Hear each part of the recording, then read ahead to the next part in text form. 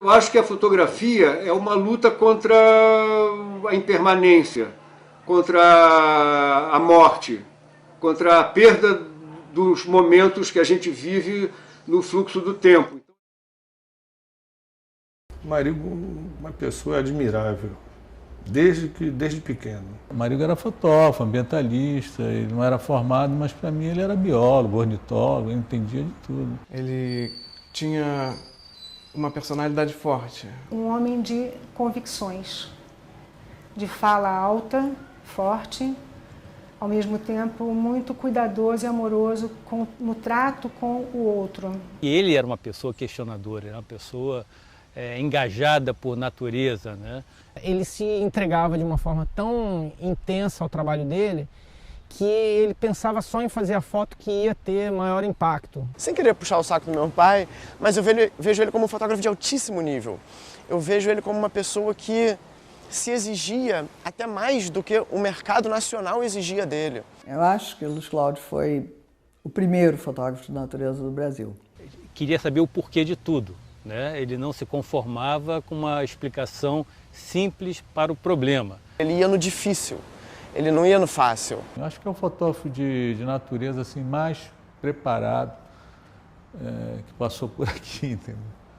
A polícia investiga um caso de negligência médica que terminou com a morte de um fotógrafo no Rio de Janeiro. O homem estava dentro de um ônibus quando sofreu um infarto. O motorista desviou o caminho, parou em frente a um hospital federal especializado em cardiologia, mas o passageiro não foi socorrido. Se a gente mostrar só a desgraça, a perda da floresta, isso acaba insensibilizando as pessoas, acaba anestesiando, como a gente hoje está anestesiado para a violência no Rio de Janeiro. É tanta notícia ruim, tanta miséria, que a gente perde a sensibilidade, a pele vai ficando dura, a gente vai ficando sensível como um rinoceronte.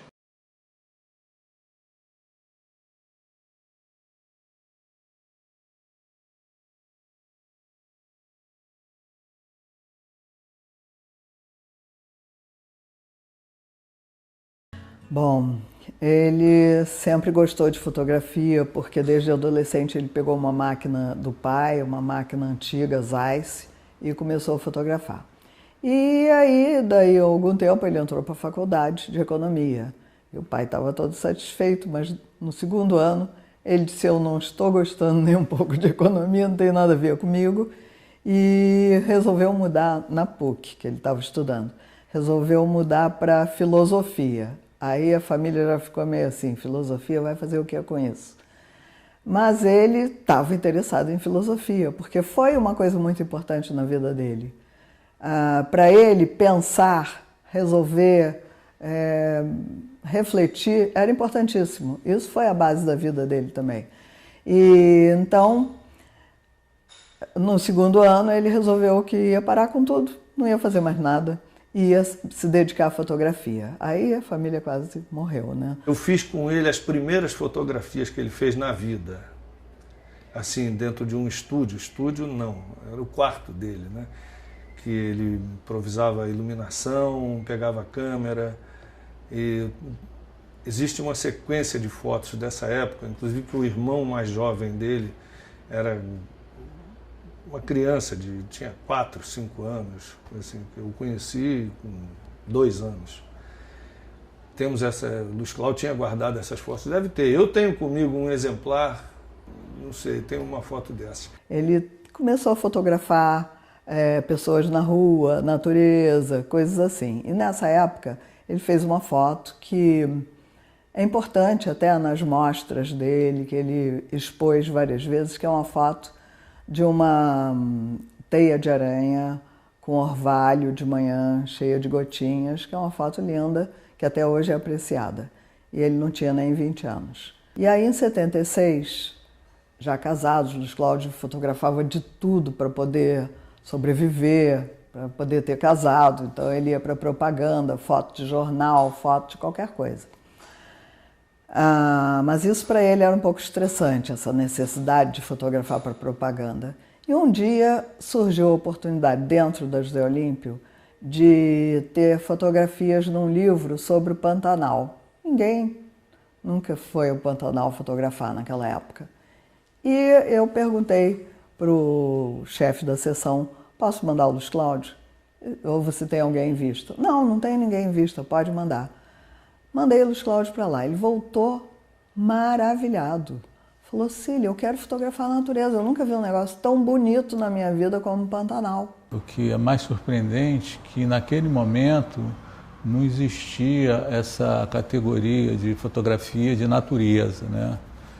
Então era surpreendente e todos, sem exceção, perguntavam para o marido, mas você vai viver de quê? No comecinho, eu tinha um emprego fixo, um emprego bom. Então, todo o dinheiro que entrava da fotografia, ele investia em equipamento. E eu dava conta de pagar as coisas da casa. Então, isso foi uma parceria que foi muito benéfica para o trabalho dele, muito importante para nós dois. Ele não ficava esperando o telefone tocar, porque ele sabia, principalmente no início, que o telefone não ia tocar, porque não tinha esse mercado. Então ele foi criando esse mercado. Quer fazer figurinha de borboletas, quer fazer, né, de macacos, né, quer, que tal acoplar o seu produto, né, umas fotos, né? A coleção de fotos de chocolate surpresa, que ele fazia, não só ele fazia a foto, que ia na figurinha no chocolate surpresa da Nestlé, como a foto ainda virava um alto relevo no chocolate, que as pessoas gostavam de comer e deixar o bichinho por último. E ele também fazia todo o texto científico, nome científico, família, local onde ocorre, hábitos, uma série de coisas, tudo isso ele que também escrevia, que ia atrás do cartãozinho, a foto ficava na frente, né, e no verso do cartãozinho ficava toda essa descrição. O que eu achava mais incrível no chocolate surpresa, que hoje, dentro do ambiente assim, mais metido a besta, sofisticado, isso não daria currículo, entendeu?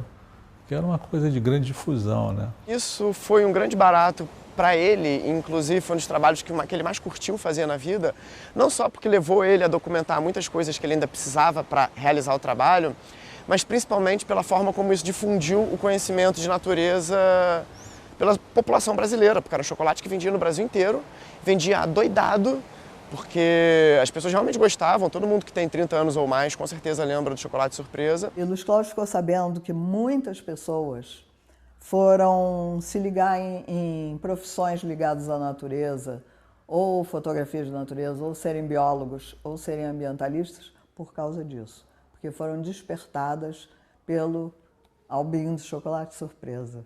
A população brasileira até hoje continua sendo bastante ignorante em termos de conhecimento de natureza, de conhecimento de ecossistemas, não sabe muito bem o que tem em cada região do Brasil e como que os bichos se distribuem, quais são as características principais desses ecossistemas. E tem gente que acha que tem tigre no Brasil, girafa no Pantanal, arara no Rio de Janeiro. O que você achou que você viu aí? Eu vi várias sortes, vários tipos de passarinho, sobretudo tinha um vermelho vivo. Eu tinha sangue. Não sabia o nome, mas muito lindo. Você acha que você viu tocando arara agora aqui? Eu achei ter visto um tocando uma arara. E eu acho que, em geral, o carioca tem uma relação muito boa com a natureza e com os animais. Eu acho que é bem preservado. E a gente faz sorte, sobretudo aqui na Urca, na Praia Vermelha, que tem esse caminho aqui, esse sentier, essa trilha. Eu acho que é bem conservado. Acho que a gente tem esse senso de conservação. Tá, obrigado. Obrigada a vocês. Tchau. Tchau. Difícil, porque eu tô morando na França, eu perco o vocabulário. Desculpa. Tá legal, foi ótimo. Arara no Rio de Janeiro, não tem jeito. Tinha uma coisa interessante, que quando o marido ia na minha casa, eu morava no Alto da Boa Vista, né? Praticamente dentro da Floresta da Tijuca, né? E eu morava lá porque achava que era sossegado, né? Mas o marido ia na minha casa e a gente fazia uns almoços lá e ele chegava lá e ele decodificava assim toda a natureza pra gente. Ele falava, Está ouvindo esse som aí? Esse passarinho, ele é um passarinho de restinga, ele está aqui porque a maré encheu, não sei o quê. O besouro entrou em casa por causa do calor, porque desmataram ali, enfim. Ele explicava tudo o que acontecia através dos sons, né, dos bichos. E eu comentava com a mulher, poxa, como a gente é ignorante, né? A gente mora aqui, né? E o Marigo chega aqui e decifra isso tudo pra gente, quem tinha que estar morando aqui era o Marigo, né? O Marigo se transformou numa pessoa que conhecia muito certos grupos de organismos vivos, né? Acabou ficando muito bom em identificação de bromélias, em identificação de borboletas. Isso se deu pelo fato dele ter grandes amigos especialistas em várias áreas, em que ele desenvolvia parcerias profundas e acabava absorvendo boa parte do conhecimento de especialistas. Frequentei várias sessões de projeção de slides das viagens do Marigo na casa dele, com a Cecília, e essas projeções, as nossas conversas foram nos inspirando até conduzir a elaboração de um trabalho que foi o livro que nós fizemos juntos. E esse livro, ele surgiu com a ideia de suprir uma lacuna que nós não tínhamos uma bibliografia no Brasil, um livro que contemplasse as bromélias na natureza. Um amigo meu, uma vez, descreveu uma bromélia nova a partir de uma foto que eu tinha feito. As fotos de bromélia eu identificava as espécies para ele. Essa bromélia era confundida com outra espécie. Eu já tinha visto aquela espécie numa pintura da Margaret Mee, uma pintura de décadas atrás. Olhando aquela foto, eu disse, nossa, tem uma nova espécie e tal, e aí deu um nome da bromélia. Passou a se chamar Nidulário marigói, em homenagem ao Luiz Cláudio Marigo. A fotografia dele não era somente beleza, a fotografia era uma fotografia de alerta, de denúncia, uma fotografia que utilizava o aspecto estético para passar uma imagem do animal que não se conhecia muito pouco, da planta também muito pouco conhecida, agregando o ecossistema, mostrando isso nos ecossistemas onde esses elementos estavam inseridos. E eu acho que a fotografia, só por fotografia, para ele não tinha graça. Só tinha graça porque aquilo era um instrumento do lado contestador do Marigo, onde ele trabalhava para contestar, para contribuir de alguma forma para o aprimoramento das ideias relacionadas à conservação. Ele tem uma frase que eu acho muito legal, que reflete muito a forma como ele enxergava o trabalho dele, que ele dizia que a gente só ama o que a gente conhece e a gente só protege o que a gente ama. Ou seja, as pessoas precisam conhecer as belezas naturais, e os animais e as florestas para criarem uma relação, digamos até afetiva com isso, de carinho, de cuidado, e a partir daí gerar um sentimento verdadeiro de proteção, de cuidado. Ele sempre olhava e falava assim, isso vai para onde? Vai ser bom para conscientizar as pessoas? Vai ser bom para chamar a atenção de alguma questão ambiental? A questão da extinção da ararinha azul, que ele peitou, ele falou não, ele leu numa manchete que ela estava em extinção, ou estava extinta.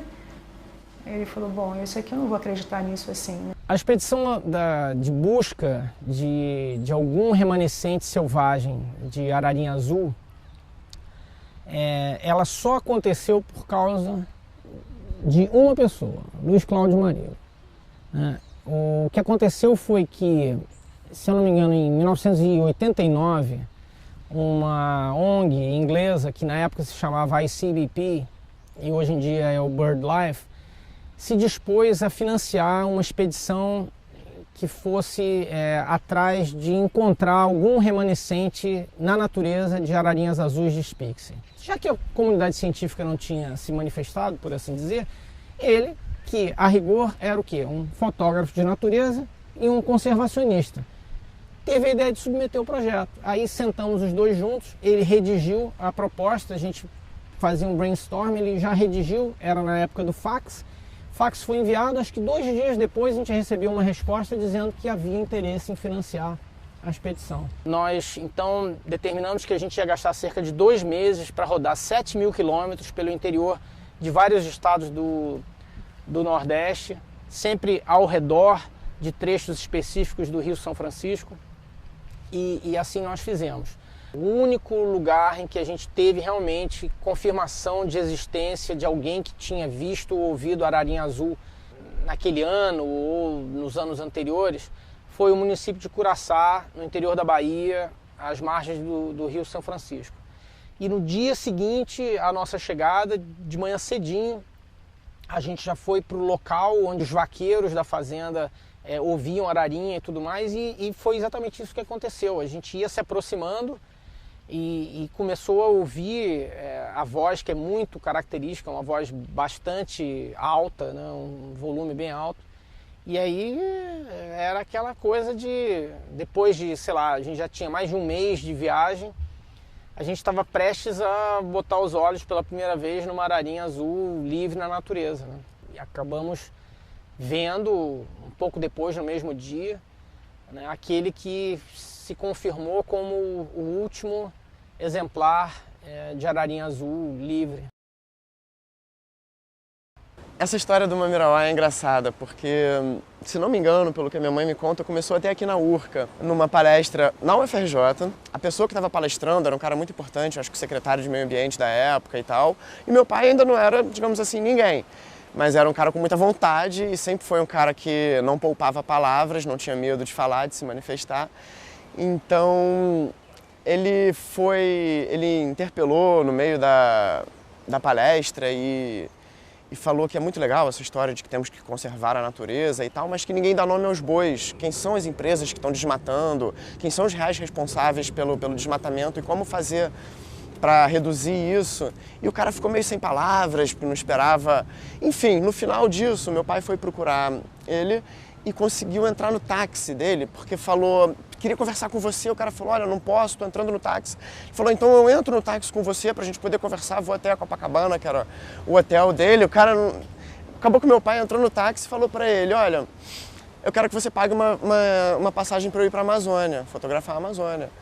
O sujeito falou, tá, mas quem é você, por que eu vou fazer isso? Ele falou, porque eu sou fotógrafo, quero documentar isso.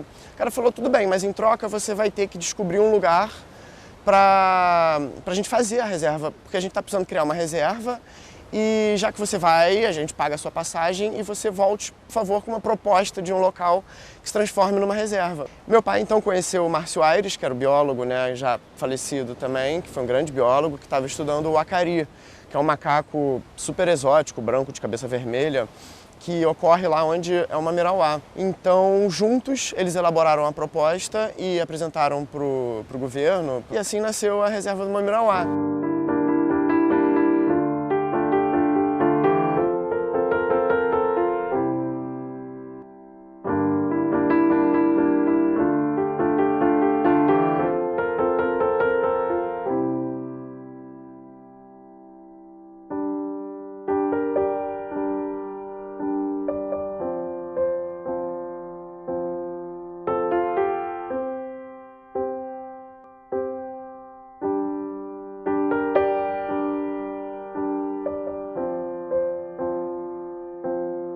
A gente estava na Amazônia, no Mamirauá, e aí a gente estava, eu, meu pai e um pesquisador de jacarés. A gente estava assim na beira, o Rony estava medindo jacarezinhos desse tamaninho assim, filhotinho de jacaré-açu, e aqui assim tinha um barranco.